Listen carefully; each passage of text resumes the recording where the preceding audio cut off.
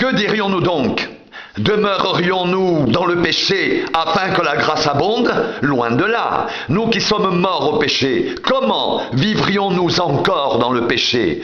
Ignorez-vous que nous tous, qui avons été baptisés en Jésus-Christ, c'est en sa mort que nous avons été baptisés. Nous avons donc été ensevelis avec lui par le baptême en sa mort, afin que comme Christ est ressuscité des morts par la gloire du Père, de même nous aussi nous marchions en nouveauté de vie. En effet, si nous sommes devenus une même plante avec lui par la conformité à sa mort, nous le serons aussi par la conformité à sa résurrection, sachant que notre vieil homme a été crucifié avec lui, afin que le corps du péché soit réduit à l'impuissance, pour que nous ne soyons plus esclaves du péché. Car celui qui est mort est libre du péché. Or, si nous sommes morts avec Christ, nous croyons que nous vivrons aussi avec lui, sachant que Christ ressuscité des morts ne meurt plus. La mort n'a plus de pouvoir sur lui, car il est mort, et c'est pour le péché qu'il est mort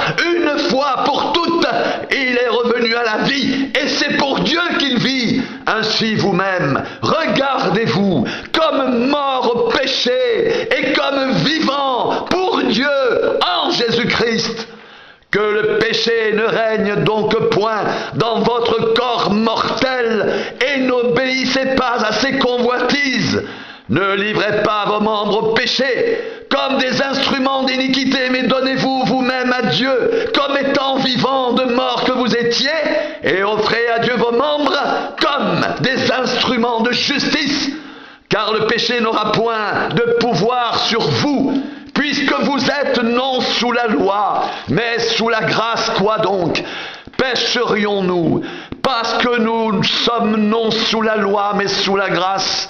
Loin de là. Ne savez-vous pas qu'en vous livrant à quelqu'un comme esclave pour lui obéir, vous êtes esclave de celui à qui vous obéissez, soit du péché qui conduit à la mort, soit de l'obéissance qui conduit à la justice. Mais grâce soit rendue à Dieu de ce que, après avoir été esclave du péché, vous avez obéi de cœur à la règle de doctrine dans laquelle vous avez été instruits. Ayant été affranchis du péché, vous êtes devenus esclaves de la justice. Je parle à la manière des hommes, à cause de la faiblesse de votre chair.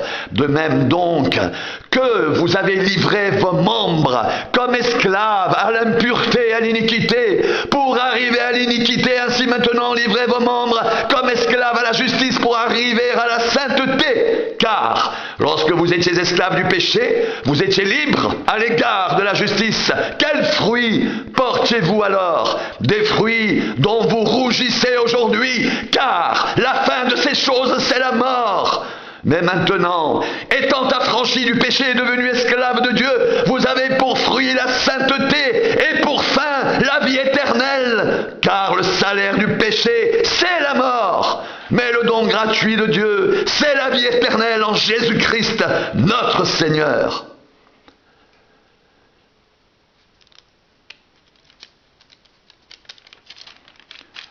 Il n'y a donc maintenant aucune condamnation pour ceux qui sont en Jésus-Christ. En effet, la loi de l'Esprit de vie en Jésus-Christ m'a affranchi de la loi du péché et de la mort. Car chose impossible à la loi, parce que la chair la rendait sans force.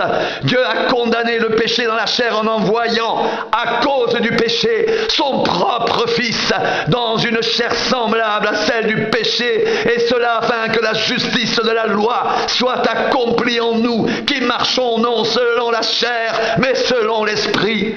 Ceux en effet qui vivent selon la chair s'affectionnent aux choses de la chair, tandis que ceux qui vivent selon l'Esprit s'affectionnent aux choses de l'Esprit. Et l'affection de la chair, c'est la mort, tandis que l'affection de l'Esprit, c'est la vie et la paix. Car l'affection de la chair est inimitié contre Dieu, parce qu'elle ne se soumet pas à la loi de Dieu et qu'elle ne le peut même pas. Or, ceux qui vivent selon la chair ne sauraient plaire à Dieu. Pour vous, vous ne vivez pas selon la chair, mais selon l'Esprit, si du moins l'Esprit de Dieu habite en vous. Si quelqu'un n'a pas l'Esprit de Christ, il ne lui appartient pas. Et si Christ est en vous, le corps, il est vrai, est mort à cause du péché, mais l'esprit est vie à cause de la justice.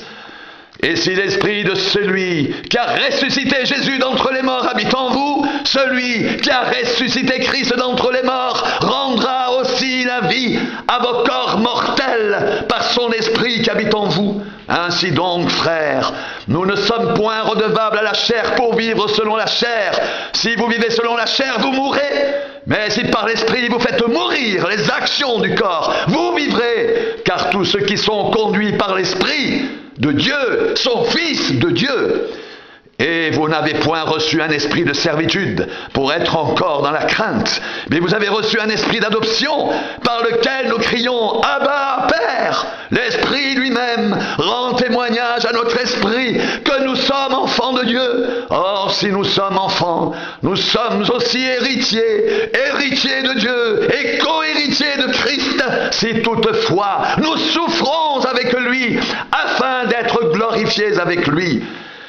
J'estime que les souffrances du temps présent ne sauraient être comparées à la gloire à venir qui sera révélée pour nous. Aussi la création attend-elle avec un ardent désir la révélation des fils de Dieu, car la création a été soumise à la vanité, non de son gré, mais à cause de celui qui l'y a soumise, avec l'espérance qu'elle aussi sera affranchie de la servitude de la corruption pour avoir part à la liberté de la gloire des enfants de Dieu.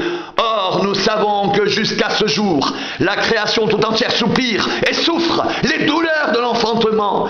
Et ce n'est pas elle seulement, mais nous aussi, qui avons les prémices de l'esprit, nous soupirons en nous-mêmes en attendant l'adoption, la rédemption de notre corps, car c'est en espérance que nous sommes sauvés. Or, l'espérance qu'on voit n'est plus espérance.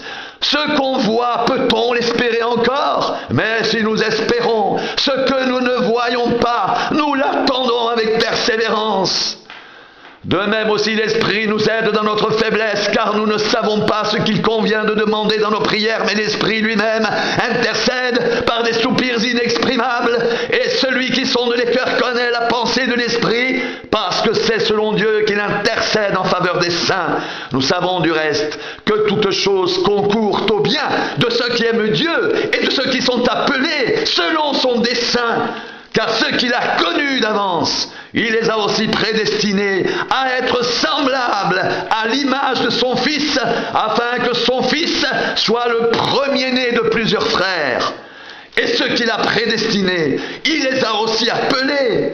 Et ceux qu'il a appelés, il les a aussi justifiés. Et ceux qu'il a justifiés, il les a aussi glorifiés. Que dirons-nous donc à l'égard de ces choses? Si Dieu est pour nous, qui sera contre nous? Lui qui n'a point épargné son propre Fils, mais qui l'a livré pour nous tous, comment ne nous donnera-t-il pas aussi toutes choses avec lui? Qui accusera les élus de Dieu? C'est Dieu qui justifie. Qui les condamnera? Christ est mort. Bien plus, il est ressuscité. Il est à la droite de Dieu et il intercède pour nous. Qui nous séparera de l'amour de Christ? Sera-ce la tribulation, ou l'angoisse, ou la persécution, ou la faim, ou la nudité, ou le péril, ou l'épée? Selon qu'il est écrit, c'est à cause de toi qu'on nous met à mort tout le jour, qu'on nous regarde comme des brebis destinées à la boucherie. Mais dans toutes ces choses, nous sommes plus que vainqueurs par celui qui nous a aimés, car j'ai l'assurance que ni la mort, ni la vie, ni les anges, ni les dominations, ni les choses présentes, ni les choses à venir, ni les puissances, ni la hauteur, ni la profondeur, ni aucune autre créature ne pourra nous séparer de l'amour de Dieu manifesté en Jésus-Christ notre Seigneur.